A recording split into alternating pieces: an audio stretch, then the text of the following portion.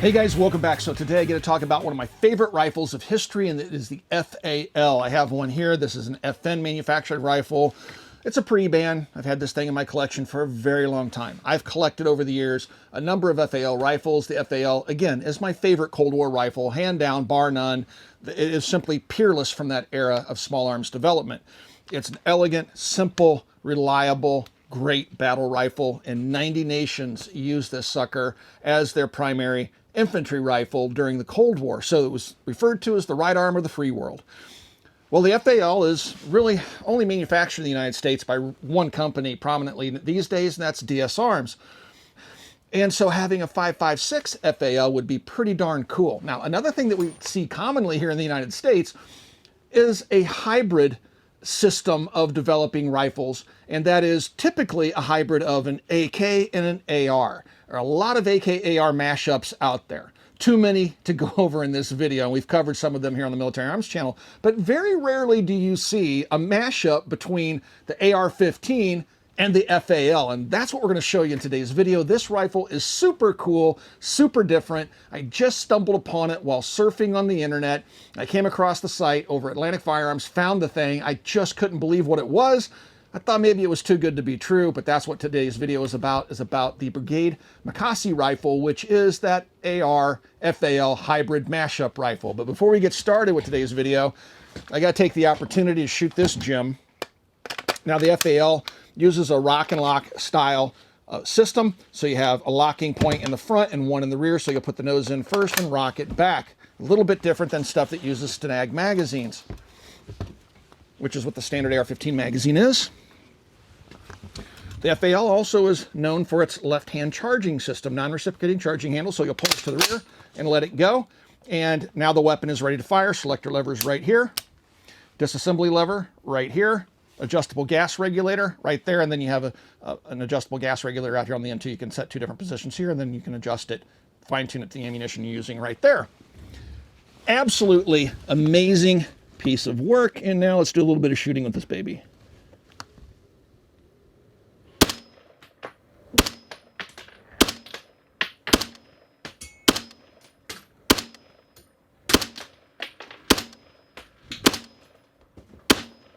A lot of folks ask me, how can I get involved in the firearms business in that particular community? And one of the best ways to do that is to become a gunsmith. Every gunsmith I know is just overbooked with work. It's a very good living. And so if you would like to become a gunsmith, you need to go to a gunsmithing school or become an apprentice for an existing gunsmith. But Modern Gun School is an accredited college that also works with veterans in the GI Bill, where you can go and get a degree from accredited college in gunsmithing and then go out and start your own gunsmithing business, which I think is a really great option. Again, throughout my entire life, gunsmiths have always been able to earn a really good living, assuming they have a really strong work ethic. So please check out Modern Gun School. I do have a link in the video description below. All right, guys, here it is, the Makasi made by Brigade. This thing is totally different. Again, when I saw it online in pictures, I thought, what in the world is this thing? I had to know more. And so here it is. If you take a look at it, at first glance, you may not see the heritage between it and the FAL. So let's kind of start off back here and work our way forward on the rifle, talk about some of the features. I think as we go over the gun, you're going to start to see where this thing is very similar to the FAL in some design characteristics, not all. All right, so back here, we have an FAL style folding stock. Now, this is attached via 1913 rail, so you don't have to use an FAL style stock, but it just looks right on the gun because of what it's a mash-up of. But you can put anything back there that you want that would attach to that. Over on the right-hand side, we have a QD pocket here for a sling. There is not one on the left-hand side. For a right-handed user, this is where I put my QDs. I put them on the right-hand side of the receiver so the rifle doesn't fall over as I'm carrying it. This keeps it upright, so that's a good position for a right-handed user. Coming forward, we have standard AR-15 pistol grip here. And then we have a selector lever that's ambi, and it's present on both sides. And it's a quarter turn selector lever. Trigger guard is machined into the lower. Uses a standard AR-15 trigger group in here.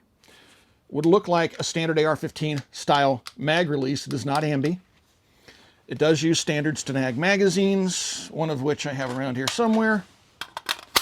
So it doesn't rock and lock or use proprietary magazines like the FAL. Over here, we have our bolt lock open by pushing down and bolt release by pushing up. Very reminiscent, obviously, of the AR15. And then here's that FAL style charging handle. So if you take a look back here on the rear of the receiver, you'll notice there's a disassembly lever on both sides. That's different than the FAL. Usually it's just on the left-hand side. But that's your disassembly lever. Push up on that and the gun just breaks right open. So then you have the FAL style charging handle right back here, non-reciprocating, just like the FAL. Very cool. Looks very FAL-ish for sure. Then you have this interesting cut to the mag well that emulates the mag guide on a FAL. I think that's just more or less for aesthetics, but it looks good on the gun. Across the top, we have a 1913 rail across the receiver. This is not your standard AR-15 upper receiver. It's different, okay? Nor is this a standard AR-15, obviously, lower receiver. But you have your 1913 rail here, and then right about here we see the seam is where the handguard takes off. This has 1913 across the top, and then M-lock around at the 3, 6, and 9 o'clock positions. Inside here, we have a standard AR-15 type barrel, a standard AR-15 type barrel nut. The handguard's a little bit different because the receiver's a little bit taller, so it's not going to use a standard AR-15 handguard. But it does have a short stroke gas piston. So that would be different than some of the other rifles we're going to talk about out here this afternoon. Then we have a standard M4 profile barrel. You can see the step cut right there on the barrel. It's a 1-7 twist. And then the muzzle device on the end. It does come with the mag pull backup sights on the gun. So that's pretty much everything. It does have a dust cover. It's kind of interesting. The dust cover folds down from the top.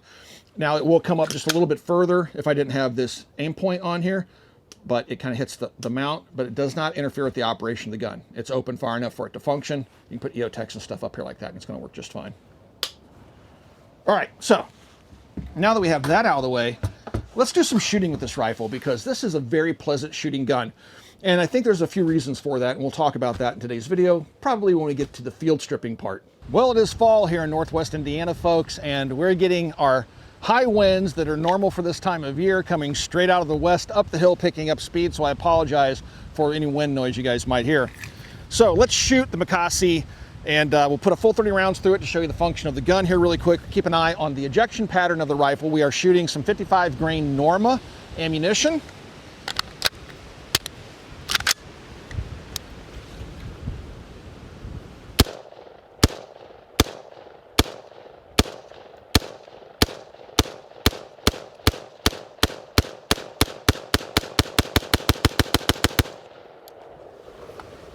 So we've had really good function with the gun. I'm running it unsuppressed just for you guys to see it operating this way.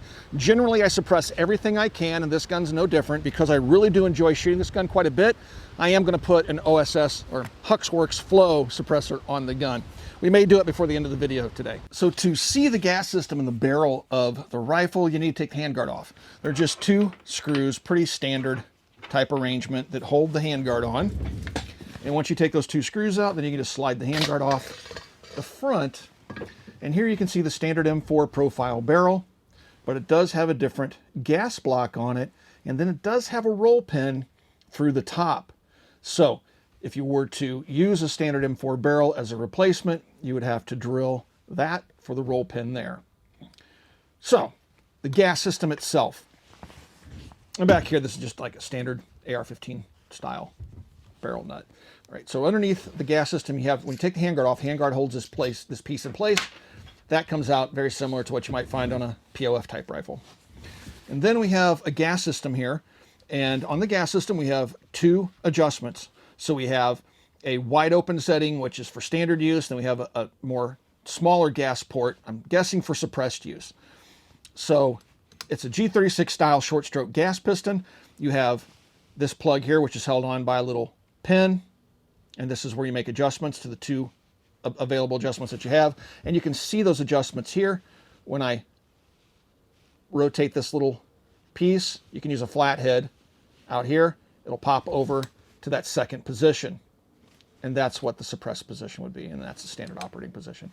So to take it apart, you just pull back on your gas piston. It's a multi-segmented system, if you will. Again, like a G36. It wants to come out. Gravity is not my friend in this instance. All right, so there's your gas system. Very simple, no tools required to take it apart. If you want to take this piece out, you just pull the cotter pin off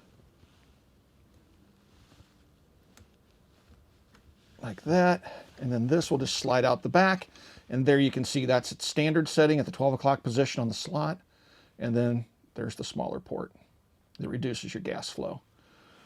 So that's all there is to the rifle and its gas system. Very simple for maintenance.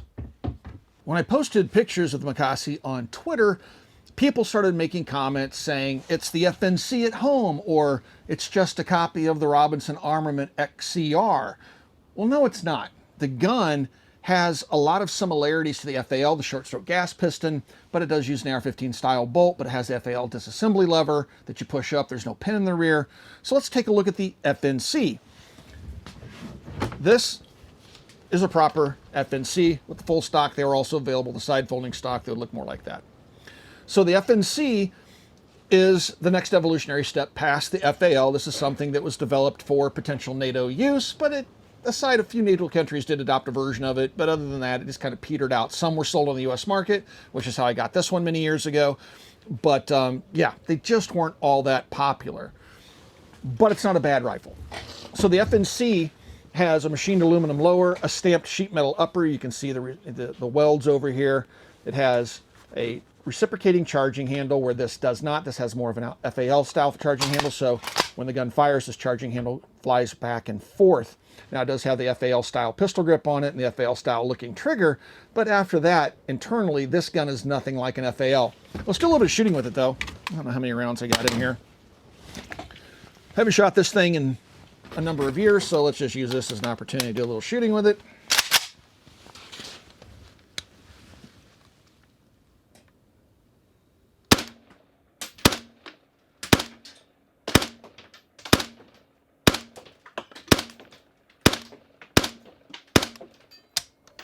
All right, so you'll notice it did not lock open on the last shot fired. It does use standard snag magazines, but they did have FN mags available for it. So let's take a look at it on the inside. Now, this is quite a bit different. Has a pin in the rear, so it doesn't have the FAL lever. It hinges open like an FAL. It only goes about that far and then stops. Then you can pull the charging handle to the rear, pull the charging handle out, and then the bolt comes out. And look at that, folks. A long stroke gas piston like an AK. A two-lug bolt, rotating bolt, like an AK. This is nothing like the Makasi. So, is it an FNC at home? Not really. Another comment that people made was it's a knockoff of the Robinson Armament XCR. Is it?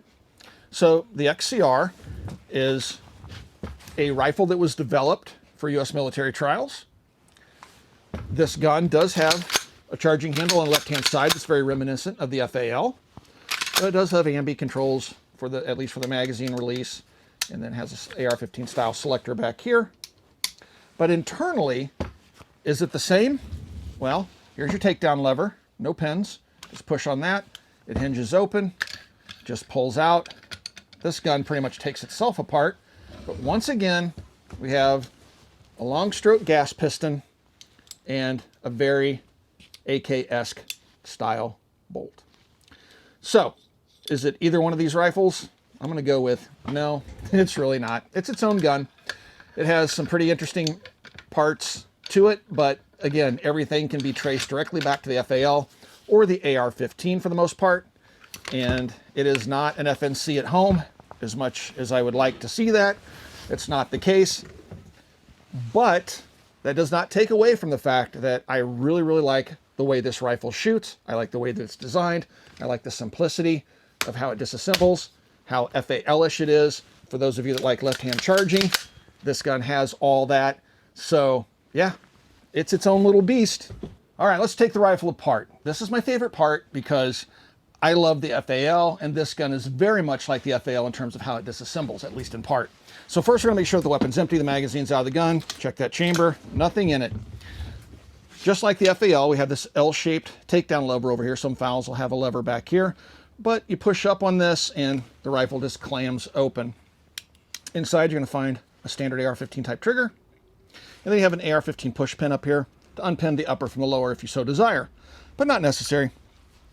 Now here on the rear, you're going to see a little cap, and the slot is vertical, and you'll kind of see these two little downturned tails. All right, so that's how it would look when it's assembled. To disassemble it, I can use the head of a case, and I can just push in a little bit, use the head of the case, rotate it till that little slot's horizontal, and just kind of wiggle it around, and the recoil springs and guide rod, that little snuffy guide rod, will come right out.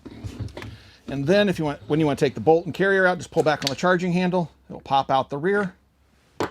And that's all you really need to do for basic field maintenance. The recoil springs are nested, so one rides inside of the other.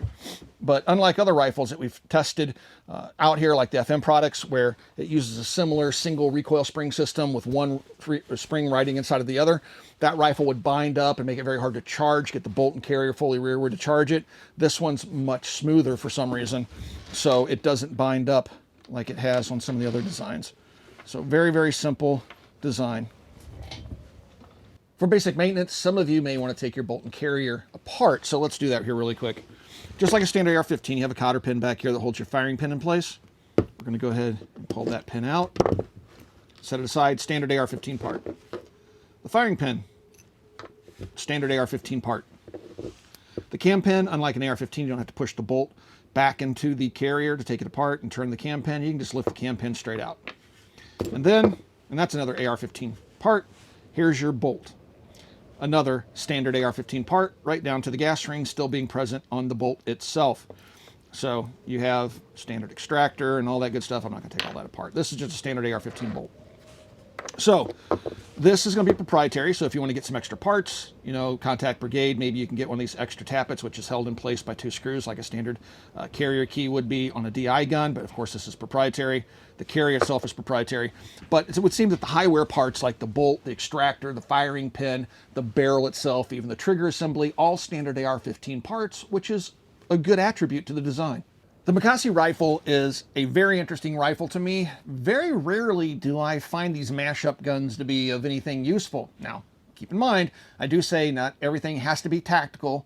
You're allowed to own guns that are just fun to shoot, and this gun falls into that category, but this gun seems to be engineered in such a way that if I was looking for something other than an AR-15, I might consider this as a go-to rifle. And that's just because it just seems so well engineered, well thought out. The parts seem solid. It just seems like an overall really nicely done rifle, much like the XCR, another rifle that's not an AR-15 that I would consider for something like serious work.